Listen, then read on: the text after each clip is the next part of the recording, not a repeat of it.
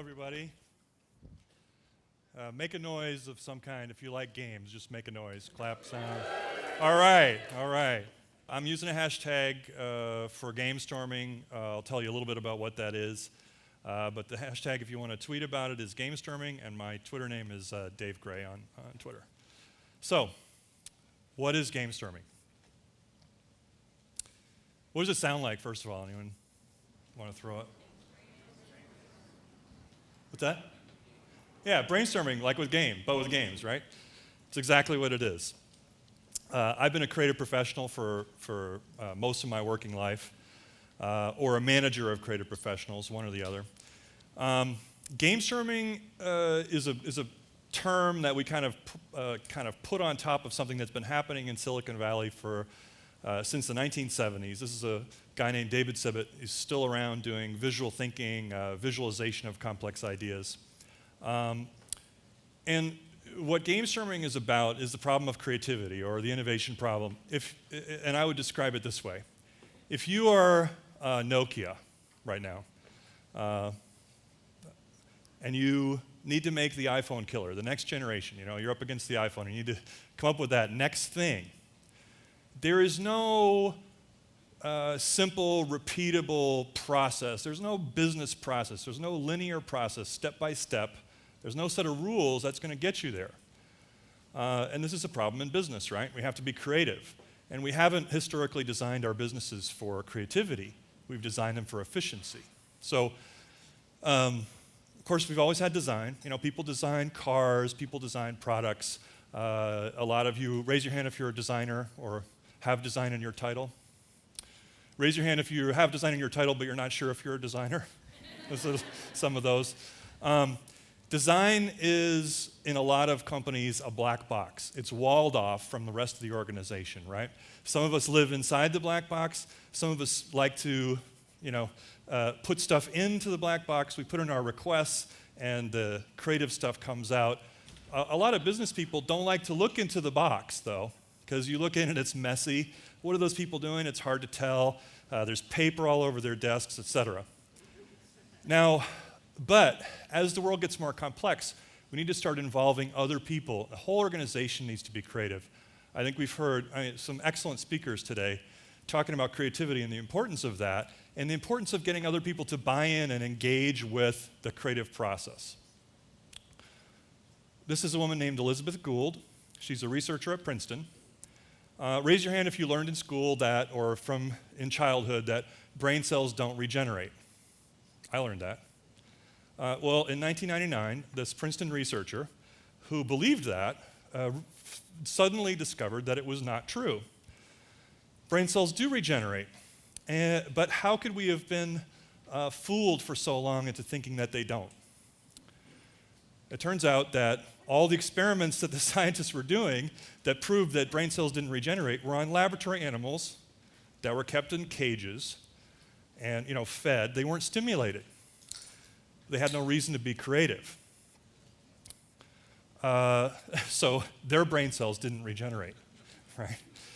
Now, it turns out animals in their natural environment, out in the habitat, and when they have to find their food and hunt it down and so forth, they are creative. Now, does this picture remind you of anything, like at work? Okay. All right. Yeah. So,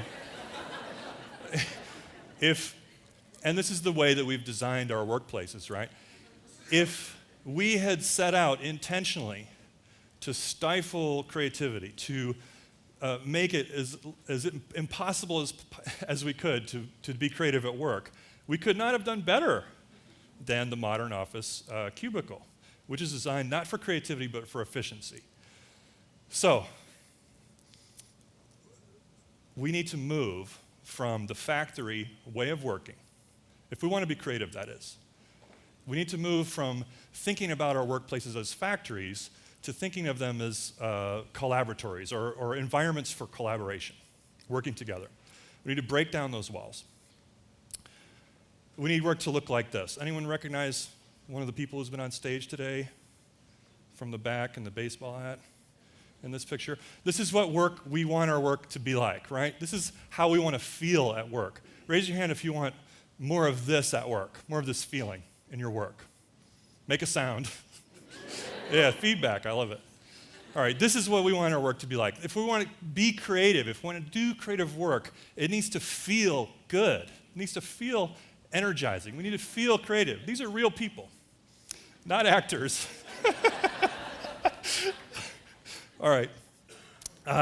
Again, so as I was working on this book last year, 2009, I was lucky enough to be able to convene a group of people together to, my own personal collaboratory, to work out some of these ideas and practice them and make sure that they all work. So this is a scene from that event. These people are Gamestorming, okay?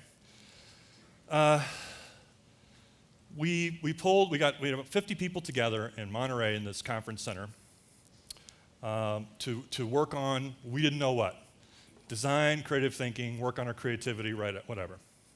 It was not designed in advance. I brought my Gamestorming toolkit, my set of collaboration ideas and principles, and we tested them out. One of the first things we did was a game that I called a poster session. And that is basically we took the 50 people, we had every single person take a flip chart and make a poster that was a proposal of something that they were excited about, that they had passion for, that they wanted to work on, with some other people there. This guy decided that he wanted to work on the problem of disposable coffee cups. There's too many disposable coffee cups. We use them all the time. We dispose of them. They fill landfills. They're bad for the earth. He had this business problem in mind. He thought, well, we know we can take a cup to Starbucks and refill our cup, but nobody does it. Why? So he thought, this is a design problem. I want to fix this not by hammering people over the head, but by making it easier, right? Making it simpler, easier, more fun, as VJ Fogg was talking about this morning. Let's take it as a design problem and fix this problem. So people got together. This is a survey, all done with sticky notes, trying to get some ideas together. This is another episode from that environment where we did something called bodystorming. You see these people prototyping an iPhone app, right? Can you see the iPhone? Can you see the user? Can you see the application elements? Okay, that's what we're doing here. This is Gamestorming. So what this guy did, and his idea was Beta Cup. He said, okay, I'm just going to call it Beta Cup. I don't know what it is yet. Let's design it. So what they did was they used this technique, which is called bodystorming. They created a Starbucks within this room. So what you see here in this picture, you see this guy's the asshole. See? This is the line of people. This is the barista. We have the whole Starbucks set up. And what they did was, as they were trying to understand this problem, they said, we'll just set up a Starbucks and let's prototype the experience. Let's work through it and see what kind of problems we run into.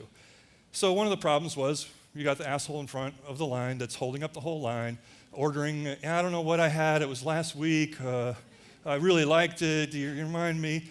And they came up with this idea for a speedy cup where there's an RFID tag built in and you wouldn't have to stand in the line, you could skip the line, just take your cup up there, your order was all embedded in it, so forth. This was their bodystorming idea. Now, what they did was so all these people who were getting together were bloggers and people who like to socialize on the web. So they put the bodystorming video, they put it up on the web.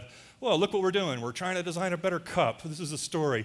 It got tweeted around, and so who's reading? Who's listening? Well, turns out Starbucks was listening. So Starbucks says, wow, they're getting people engaged. Starbucks has a line out the door of people who have an idea for a better reusable cup, right? But what they didn't have, and what the people who were all designing the better reusable cup didn't realize, was that what Starbucks was really interested in was engaging the community around this problem. So it becomes a shared design problem more than coming up with a solution. Now, as designers, this is something we need to get used to, that we're used to having our process and we do our thing and we're inside that black box. and we don't want to let other people in. We've got to get used to sharing that process.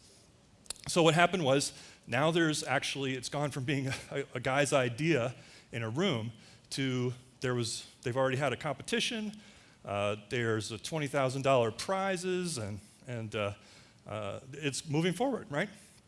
Now, what's interesting to me about this is that the design problem changed as the design process moved forward. It's like Agile. We talk about Agile development. It started out being about the cup. And then the design process starts to move forward, and then it becomes the system in the Starbucks around the cup. And then we move it forward a little bit further, and suddenly it's the social system around the cup. So the design problems aren't static. They don't hold still while you try and fix them. And that's where Gamestorming helps us move faster towards the kind of results we want to get as designers. So Gamestorming, I think, it's really about getting better engagement and collaboration at work. It's about getting other people involved in your creative process. It's about opening up your creative process to them. This is a good one to take pictures of if you want. So they divide. I'm doing a workshop tomorrow, so you can have a whole day of it. There's social games, which are about dialogue, asking questions, role-playing, storytelling, improvisation. There are sorting games, which we do a lot of in user experience design. We've got sticky notes, index cards, voting, moving things around. And then there are games about synthesis, which is about building prototypes, making models, sketching, making maps. And these are kind of the big bucket categories I think they fall into. So we decided to write a book. I have two co-authors, Sonny Brown and James Macanufo.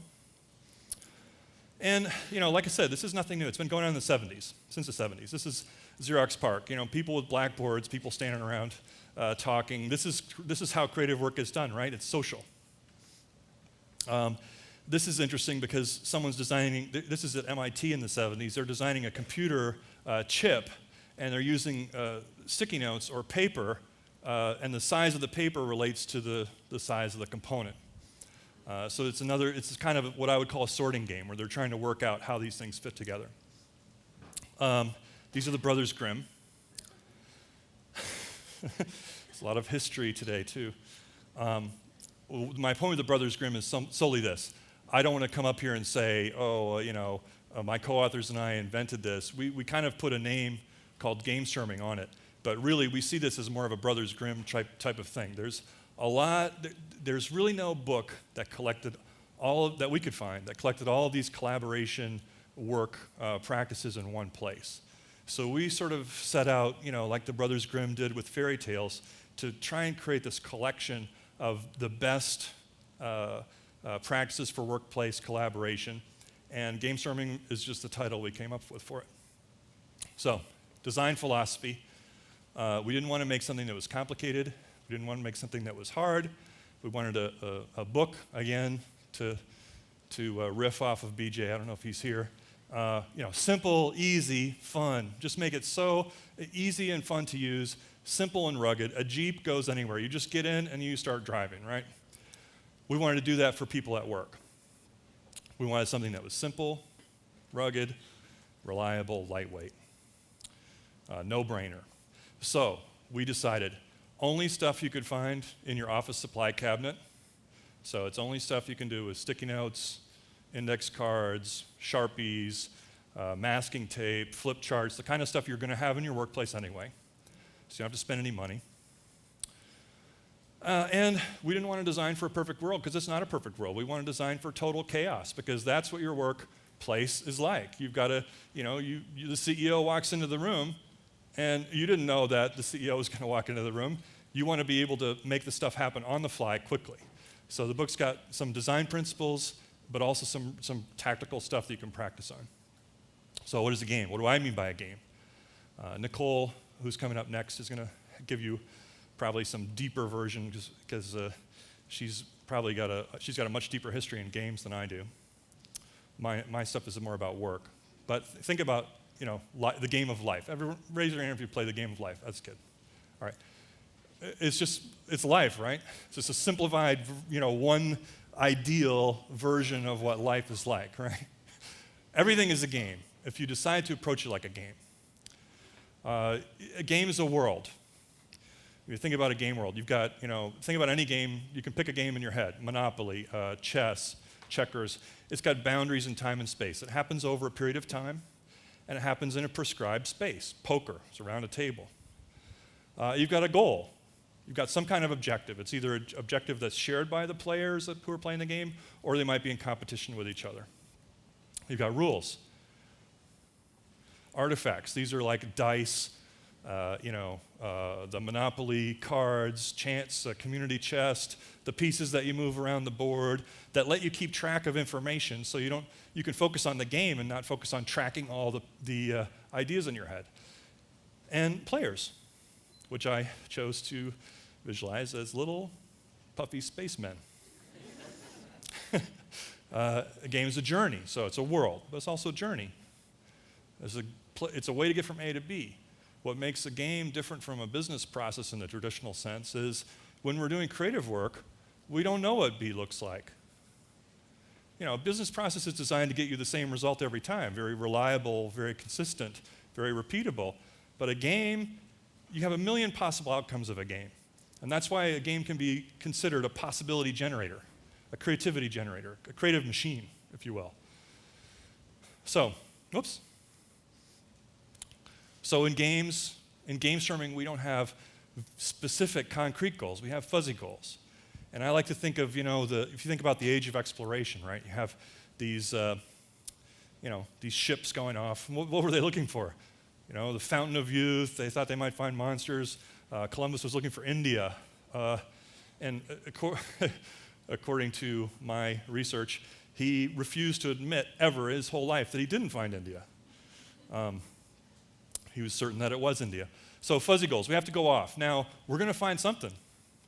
But are we going to find what we're looking for? Maybe not. We have to be open to opportunities that we find along the way. Why did I put a blank slide? I don't know.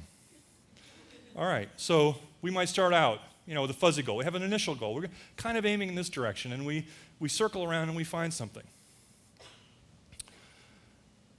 Then we circle around and we think we're in the right. Can you see that? There we go. We think we're in the right region, so we circle around. Nothing. Oh shoot. Okay, so we have to widen our circle. Oh, now we find the rich vein, and now we circle in and we get somewhere. Okay, but it might not have been what we were looking for. That's the interesting thing about creative work, right? The guy who invented the sticky note, to speak about one of my favorite tools.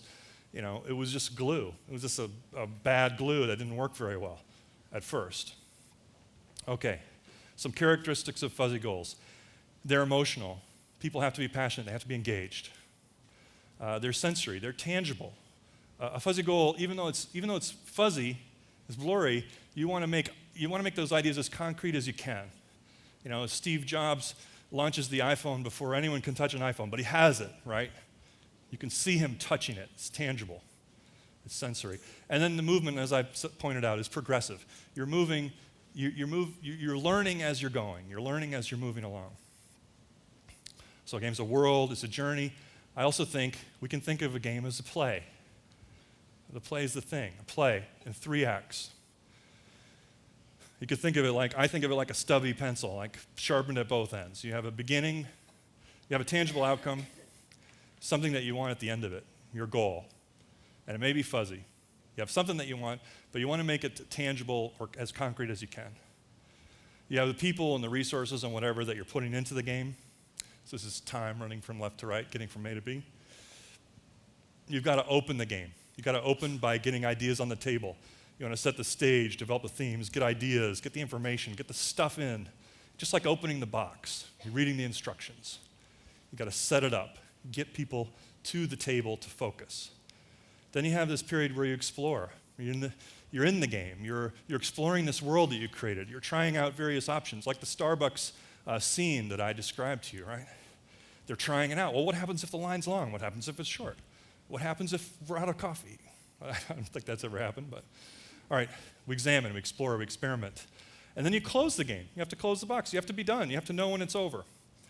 This is when you have to make conclusions. You make decisions. You figure out what your next steps are, and you get to your tangible outcome that you want. This is another, you think of it as the three acts as one, the opening act, where you want divergence, you want a lot of ideas. Then the second act where you want to really develop the themes and explore stuff, where you want to create an emergent space for ideas to, the good things to bubble up. And then you want a convergent third act, where you're closing things down and you're coming to conclusions. It gives people a sense of satisfaction. You don't want to leave the movie hanging in the middle, right? You got to have if you bring them in for a meeting, whether it's a half hour or 3 days, you want to follow this basic idea. Okay, so how to do it? I want to be a little practical. Open, explore, and close. Think of those as the three acts, right? Your opening act, your exploring act, and your closing act. So how to open? These are just some things that I've learned over, several years of facilitating meetings and so forth. I'm assuming that you're going to facilitate. You want to bring people in and get them involved in your creative process. Stay loose. You can't control them. They do what they want to do. Sometimes they come, sometimes they don't. You want to keep yourself loose enough to get a sense of who the people are and where they want to go. You don't want to have your game so prescribed in the beginning that they can't participate in its creation. Get in touch with your ignorance. Someone said something today that really resonated with me about this. Be dumb. It was Kate Rudder when she's talking about the 5-minute madness and questions. Get in touch with the things you don't know. If you knew the answers, you wouldn't need other people to help you, right? So focus on the things you don't know, not the things you do know. And questions are a really good way to get that, to explore ideas with other people. This guy doesn't look like he knows. He looks like he's thinking, right? He's got the questions. Light a fire. If people aren't, if people come to your meeting because they have to, like this, they open up their laptops, get them out of there. They're not going to help you be creative. If it's a creative meeting, you don't need them, right? You have to light a fire. They have to be passionate and engaged. The more people who are passionate and engaged in your meeting, the better. This is what you want. Explore. How to explore? Manage the altitude. So you gotta. If you're too down in the details, you're going to lose people. If you're too abstract and theoretical, you're going to lose people. This is a very simple feedback mechanism that I like. People have a red card and a green card. If they want to go faster, they hold up the red card. If they want to stop, ask a question, slow down, they hold, sorry, did I say? Well, green is for go and red is for stop. Anyway, watch the clock, which I'm doing right now. It's right there, 7:04. It takes a certain amount of time to get those artifacts. People want to leave with some object, some sense of accomplishment. They're going to go along with you, but if you get to where there's 5 minutes left or 10 minutes left and they haven't made concrete progress and they don't feel like they're coming out of it with something, you've lost them. So watch the clock, get a sense of how long it's going to take to create the artifacts, the outcomes of the meeting, and make sure that you've got enough time built in for them to do that stuff and share it with each other. Get physical. This is the body storming stuff. This is the thing I was talking about before with the iPhone. Get people up and moving. If people are just sitting around a table, all looking at each other, you're engaging their minds, but not their heart and not their body. You've got to get the whole person involved if you want to keep their energy for any sustained period of time. How to close. This is my weakest point. I'll just tell that with you. Focus on artifacts. So again, people want to leave a meeting with a sense of accomplishment. They want to feel like they got something done. Whatever it is, a poster, a picture, some code, something that's been accomplished. Focus on getting those things, in the course of the meeting, getting those things out. I know people who have these things that they do these things called book sprints, where they actually write a book in the course of a week or a weekend. And I asked him, why did you start doing that? He goes, well, someone told me they did book sprints, and I thought they said, and they actually did it over a month, and I thought they said a weekend, so I just didn't know it wasn't possible, so I did it. All right, so focus on the artifacts, the tangible objects, whatever they are. Remember that the end is a stepping stone, right? There's always something that comes next. So when you're closing, you don't just say, thank you, goodbye, okay, thanks, bye. I've seen that one on Twitter. No, remember what comes next, and always remind people, what's the next step? What's the thing that comes next after this? They need to see where they are in a continuum. right? There's an end, but then there's another beginning, then there's another end. These progressive steps on our learning journey. Remember that it's their thing. It's not your thing. If it's your thing, now I'm sort of contradicting what you said, Joe, about fight for your thing and make it happen. So there are times to do that too. But if you're involving other people in the creative process and you're too tied to your thing and your solution, you're not going to get the best out of them. So obviously it's their thing, you can tell. I'm sitting in the back there just watching. It's their thing. Is the time up? I have 4 minutes. So I can take questions or I can... Up to you. I'm just going to keep going. I have one more little thing. A story of Christopher Columbus. And if you have questions, tweet them and I'll answer them by Twitter. So, Christopher Columbus, someone we all know, either criminal or a good guy, depending on your point of view. But the story, I think, is interesting. So he started out in the Canary Islands, and his concept was, we're going to go to Japan. I want to go to Japan. Nobody knew how far it was. Contrary to popular opinion, everyone pretty much knew the world was round. It had been calculated in the year 300 BC, I think, by some Greek guy who calculated the circumference of the earth. So everyone knew the world was round, and most people knew how big it was. Columbus did not. Okay. So you can see the map going off the end of the world.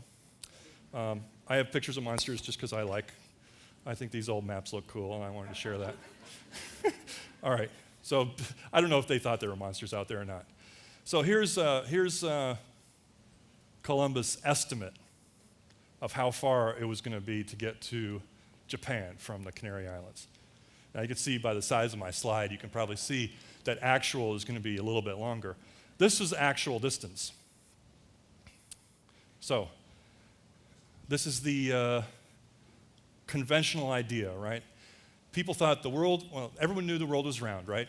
And they thought, well, this is Asia, and this is the ocean. So it's just all ocean between here and there.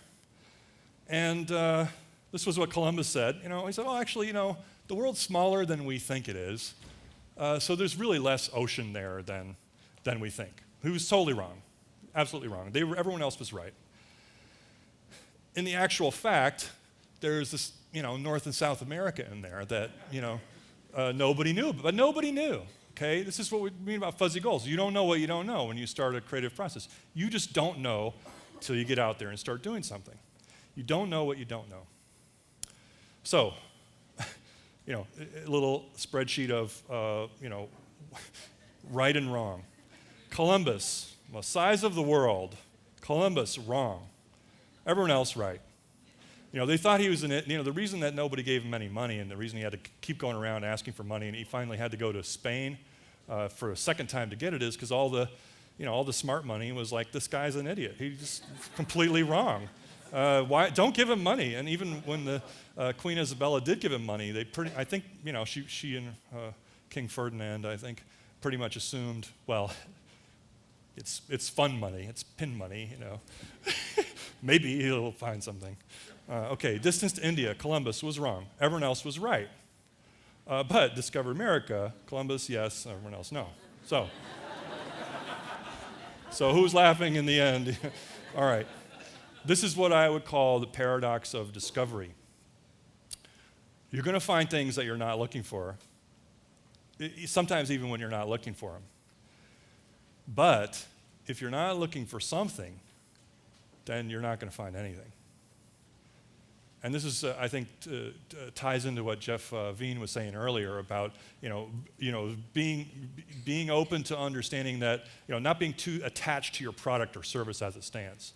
So don't overthink it, is what I leave you with. If you're interested in Gamestorming, I'm doing a workshop tomorrow. There's also a blog and a wiki where we're sort of doing our Brothers Grimm thing, trying to collect all this stuff. And there's a book. And I do have those cards like Ben showed that from O'Reilly. If anyone wants, I think the card will give you a discount on the book if you want to buy it. So thank you very much.